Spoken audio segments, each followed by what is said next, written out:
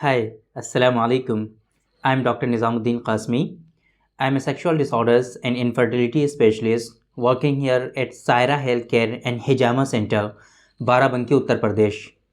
देखिए, कुछ डिजीज़ेज़ ऐसी होती हैं, कुछ बीमारियां ऐसी होती हैं जो हमसे लग जाया करती हैं, लेकिन इन डिज़ीज़ के बारे में बात करते हुए लोग अक्सर शर्माया करते हैं और वो डिस्कस नहीं कर पाते।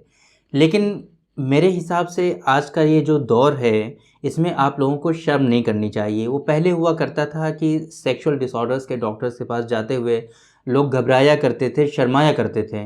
लेकिन आज ऐसा दौर नहीं है कि आप सेक्सोलॉजिस्ट से मिलते हुए घबराएं और शर्माएं। शर्म को दूर रखिए, आपकी जो हेल्थ है वो बहुत ज़्यादा इम्पॉर्टेंट है और इसके बारे में बात करते हुए, डिस्कस करते हुए आपको बिल्कुल भी नहीं शर्माने की ज़रूरत है। इसके बारे में आपको बिल्कुल बॉल्डली बात करना चाहिए आप लोगों को, बिल्कुल भी ना शर्माएं आप।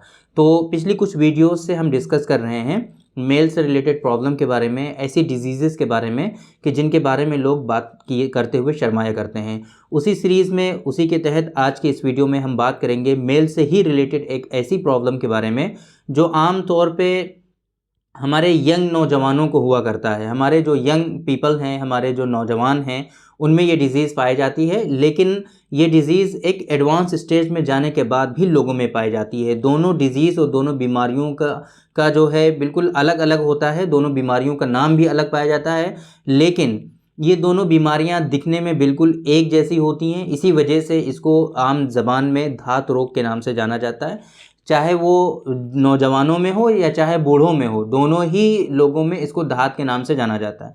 लेकिन अकॉर्डिंग टू मेडिकल साइंस इन दोनों में डिफरेंस है और इन दोनों डिजीज़ के नेम भी अलग अलग हैं और दोनों डिजीज़ के कॉजेज़ भी अलग अलग हैं। ये चीज़ें हमने डिस्कस की हुई हैं पहले भी अपनी कई सारी वीडियोस में।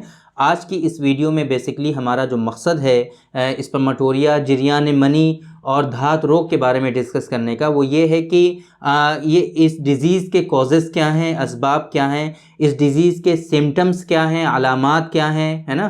क्या क्या प्रॉब्लम्स होती हैं लोगों में अगर किसी शख्स में धात रोग हो जाए, स्पर्मेटोरिया की शिकायत हो जाए, तो इसकी वजह से आपको क्या क्या प्रॉब्लम होती हैं, मुनासिब इलाज क्या है, अगर आपको इस तरह की डिज़ीज़ हो जाए तो आप कैसे इसको ट्रीट कर सकते हैं।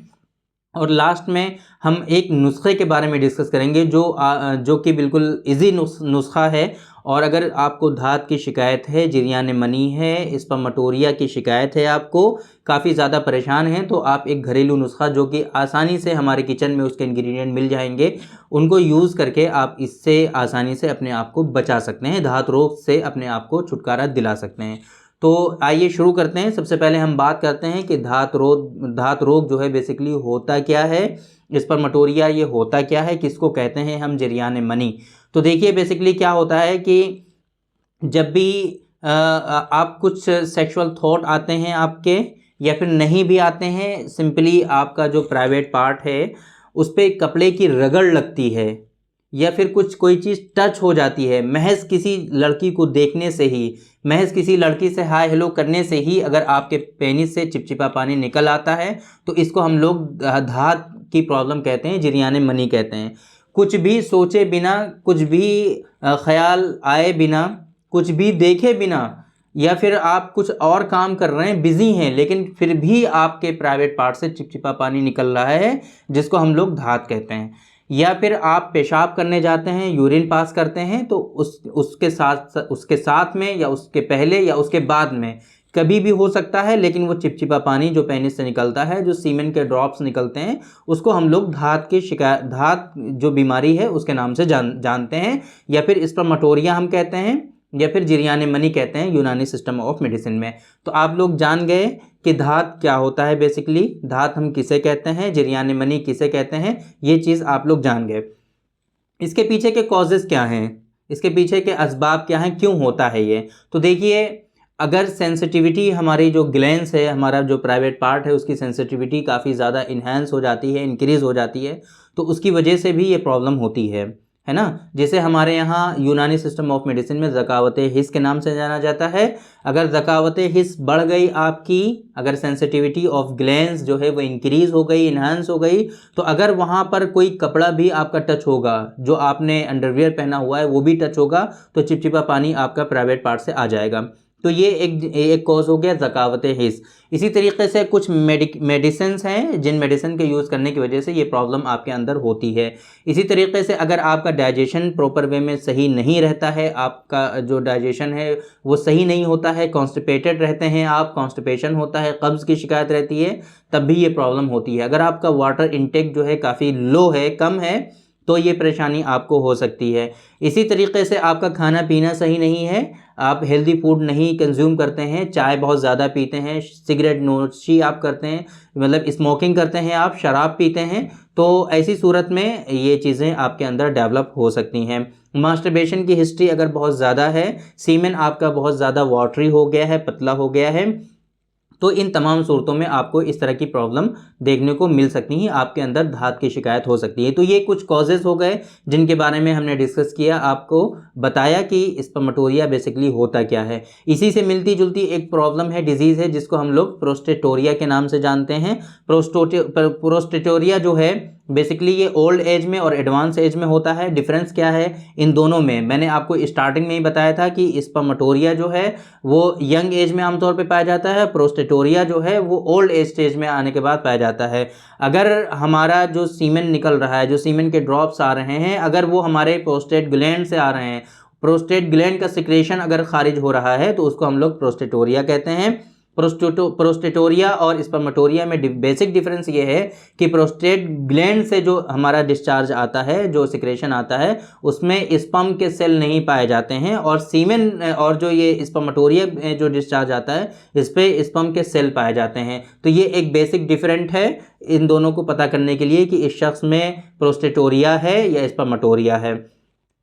देखिए ये चीज़ें हो गई। अब बात करते हैं कि इसकी वजह से आपको सिम्टम्स क्या आते हैं, क्या परेशानी होती है। बेसिकली अगर किसी शख्स में स्पर्मेटोरिया या धात की शिकायत हो गई है, तो इसकी वजह से आपको परेशानियां क्या क्या होने वाली हैं। तो देखिए, जब आपका सिक्रेशन जो है ये बहुत इंपॉर्टेंट होता है। बेसिकली सीमेन जो है आपका बहुत ही ज़रूरी चीज़ है, बेसिक सी चीज़ है आपकी बॉडी की, और ये बहुत ही इम्पॉर्टेंट जो साल्ट्स हैं आपकी बॉडी के, वो इसमें शामिल होते हैं। इस वजह से अगर ये अननेसेसरी ऐसे ही निकलता रहेगा, खारिज होता रहेगा, तो इसकी वजह से आपकी बॉडी में जाहिर सी बात है उनकी डिफिशियंसी होने लगेगी, जो चीज़ें इसमें शामिल होती हैं। फॉर एग्जांपल आपका जो जिंक है, कैल्शियम है, ये सारी चीज़ें आपकी जो है कम होती चली जाएंगी आपकी बॉडी में, और इसकी वजह से आपके अंदर काफ़ी ज़्यादा वीकनेस होने लगेगी, आपकी बोन्स काफ़ी वीक हो जाएंगी, आपकी हड्डियाँ काफ़ी कमज़ोर हो जाएंगी, आपका डाइजेशन काफ़ी ख़राब हो जाएगा, आपकी सीमेन की क्वालिटी जो होगी वो रिड्यूस हो जाएगी, आपका जो आज़ाए रईसा जो हैं आपके वाइटल ऑर्गन्स जो हैं आपके, वो काफ़ी कमज़ोर हो जाएंगे। और सबसे बड़ी जो प्रॉब्लम होती है इसकी वजह से, वो क्या होती है कि आपके जो पैल्विक फ्लोर मसल्स हैं, जो नीचे के जो मसल्स होते हैं, कहाँ से कहाँ तक के मसल्स, आपका जो एनएस से लेकर के एनएस की जो ओपनिंग है उससे ले करके आपके जो पेनिस तक का जो पूरा एक रास्ता होता है नीचे का, उसको हम लोग, वहाँ जितने भी मसल्स आते हैं उनको हम पेल्विक फ्लोर मसल्स के नाम से जानते हैं। तो ये पूरा एरिया आपका काफ़ी ज़्यादा वीक हो जाता है, जिसकी वजह से क्या होता है, सबसे बड़ी प्रॉब्लम होती है, जो पेशेंट कंप्लेंट लेकर आता है कि हमारा जो प्राइवेट पार्ट है उसमें श्रिंकेज हो गया है, बहुत ज़्यादा छोटा हो गया है, बिल्कुल बच्चों जैसा हो गया है। एक तो ये परेशानी, दूसरा ये कि इरेक्शन नहीं मेंटेन रख पाते वो लोग, या इरेक्शन को अचीव ही नहीं कर पाते हैं, यानी कि उनको इरेक्टाइल डिस्फंक्शन हो जाता है। इसकी वजह से premature ejaculation is very common due to spermatorrhoea की वजह से प्रीमेच्योर इजैकुलेशन बहुत ज़्यादा कॉमन है। अब अगर उनको ईडी की प्रॉब्लम हो रही है, पीएमई की प्रॉब्लम हो रही है, सीमेन उनका ख़राब हो रहा है, सीमेन की क्वालिटी उनकी डिक्रीज़ हो रही है, इस तरह की सारी प्रॉब्लम उनके अंदर आ जाती हैं स्पर्मेटोरिया की वजह से। और सबसे बड़ी जो प्रॉब्लम आती है इसकी वजह से, जो सबसे कॉमन है, वो ये है कि उनका सेल्फ कॉन्फिडेंस जो है वो बिल्कुल लो हो जाता है, उनके अंदर कुछ भी करने की हिम्मत और सलाहियत बाकी नहीं रहती है, लेज़ीपन रहता है, लेथार्जिक रहते हैं ऐसे लोग, कुछ कर नहीं पाते, कुछ सोचने समझने की सलाहियत उनकी जो है ख़त्म हो जाती है, बस वो उनका दिल करता है कि दिन भर पड़े रहें, ऐसे ही सोते रहें बस। तो ये इतनी ज़्यादा प्रॉब्लम्स इसकी वजह से हो सकती हैं। ट्रीटमेंट की हम बात करते हैं। अब तक हमने डिस्कस किया, आपको बताया कि धात क्या होता है, स्पर्मेटोरिया हम किसको कहते हैं, प्रोस्टेटोरिया स्पर्मेटोरिया में क्या फ़र्क है, इसके कॉजेज़ और असबाब क्या हैं, इसके सिम्टम्स क्या होते हैं, ये सारी चीज़ें हम डिस्कस कर चुके हैं। अब हम बताते हैं कि अगर आपको इस तरह की प्रॉब्लम हो जाए, अगर ये डिजीज़ आपके अंदर हो जाए तो आपको करना क्या चाहिए। तो देखिए, अकॉर्डिंग टू यूनानी सिस्टम ऑफ मेडिसिन, इसका जो ट्रीटमेंट होता है इसके कॉजेज़ के ऊपर डिपेंड करता है कि इसके पीछे के कॉजेज़ क्या हैं। हमने आपको इतने सारे कॉजेज़ बताए हैं कि इन इन वजूहात की बिना पर, इन कारणों की बिना पर किसी शख्स में स्पर्मेटोरिया या धात की शिकायत होती है। तो अब आपको सबसे पहले डायग्नोसिस प्रॉपर वे में होनी चाहिए आपकी, कि किस वजह से इसके अंदर स्पर्मेटोरिया की शिकायत हो रही है। अगर आप वो कॉजेज़ को मुतय्यन कर पा रहे हैं, उनकी तयीन कर पा रहे हैं, तब आपके लिए ट्रीटमेंट करना बहुत ईजी हो जाएगा। तो उन उन उन कॉजेज़ को समझने के बाद, उन कॉजेज़ की तायीन करने के बाद उसका ट्रीटमेंट जो है, उनका लाइन ऑफ ट्रीटमेंट उसी के ऊपर डिपेंड होता है। लेकिन जैसे मैंने आपको स्टार्टिंग में बताया था कि आज के इस वीडियो में हम बात करेंगे एक ऐसे नुस्खे के बारे में कि अगर आप उसको यूज़ करेंगे तो 1 महीने के अंदर इंशाल्लाह काफ़ी ज़्यादा आपको रिलीफ हो जाएगा। जनरली देखो, हम नुस्खे वगैरह डिस्कस नहीं किया करते हैं अपनी वीडियोज़ में। वजह क्या होती है कि वो नुस्खे जो हैं आम तौर पे किसी न किसी कॉज से रिलेटेड होते हैं। फॉर एग्जांपल, जैसे हमने अभी आपको स्पर्मेटोरिया के बारे में बताया कि इसके पीछे इतने सारे कॉजेज़ हैं। स्पर्मेटोरिया जो है इतनी कारणों की वजह से किसी शख्स में होता है। धात की शिकायत इन वजूहात की बिना पर किसी शख्स में होता है। अब नुस्खा होगा, जाहिर सी बात है, तो किसी चंद कॉजेज़ को ही तो कवर करेगा। ऐसा तो रामबाण कोई नुस्खा तो नहीं हो सकता ना कि कुछ भी हो जाए किसी शख्स में, चाहे प्रोस्टेटोरिया हो चाहे स्पर्मेटोरिया हो, ये नुस्खा आप दे दीजिए बिल्कुल वो ठीक हो जाएगा। ऐसा क्लेम करना तो बिल्कुल गलत हो जाएगा ना। ये मेडिकल साइंस में ये चीज़ें जो हैं लॉजिक होना चाहिए बातों में। ऐसे नहीं कि भाई ये नुस्खा है, ये ले लीजिए बिल्कुल सही हो जाएगा, ऐसा क्लेम नहीं करना चाहिए। वो चीज़ें जो मुनासिब हैं, जो अक़ल में आने वाली हैं, जो समझ में आने वाली हैं, उन चीज़ों को प्रमोट करना चाहिए, ऐसे नहीं करना चाहिए अननेसेसरी। तो ये जो नुस्खा है बहुत बेसिक सा है। ये नुस्खा आपको आसानी से इसके जो इंग्रेडिएंट हैं आपके किचन में मिल जाएंगे। बहुत ज़्यादा ऐसा हैवी नुस्खा बताने से भी फ़ायदा नहीं है आप लोगों को कि बता दिया कफ़े दरिया ले आइए, शंगरफ ले आइए, कुश्ता ले आइए, कलई का, और कुश्ता ले आइए मरजान का, सदफ़ का। तो आप ढूंढते फिरें कि ये चीज़ें हम कहाँ से ढूंढ कर लाएँ, हैं ना, मिले ही ना आपको, या इतने कॉस्टली हो जाएँ कि आप उसको बना ही ना पाएँ, तो फ़ायदा क्या है। ऐसा नुस्खा हम आपको बताने जा रहे हैं कि जिससे आप क्या कर पाएँ कि आसानी से अपने किचन में जाइए, उनको वेट करिए, उनको पीस करके आप उनका डेली बेसिस पे इस्तेमाल करिए। तो 5 ग्राम इसमें आपको बादाम लेने हैं। 5 ग्राम बादाम की जो गिरी होती है वो आप ले लीजिए। 5 ग्राम इसमें जो है आप काली मिर्च लीजिए। काली मिर्च है ना, वो लेना है आपको 5-5 ग्राम। 2 चीज़ें हो गई। इसमें 2 ग्राम आपको सौंठ लेना है। सौंठ 2 ग्राम सौंठ ले लीजिए। चूँकि ये जो नुस्खा है काफ़ी ज़्यादा कड़वा हो जाएगा, आसानी से आप खा नहीं पाएंगे, क्योंकि 5 ग्राम इसमें काली मिर्च शामिल है ना। तो फिर इसको जो थोड़ा सा नॉर्मल करने के लिए इसके अंदर आप मिश्री शामिल कर लीजिए 5 ग्राम, और दूध में 250 ग्राम गाय के दूध में मिक्स करके डेली इसको पीजिए आप खाने के बाद।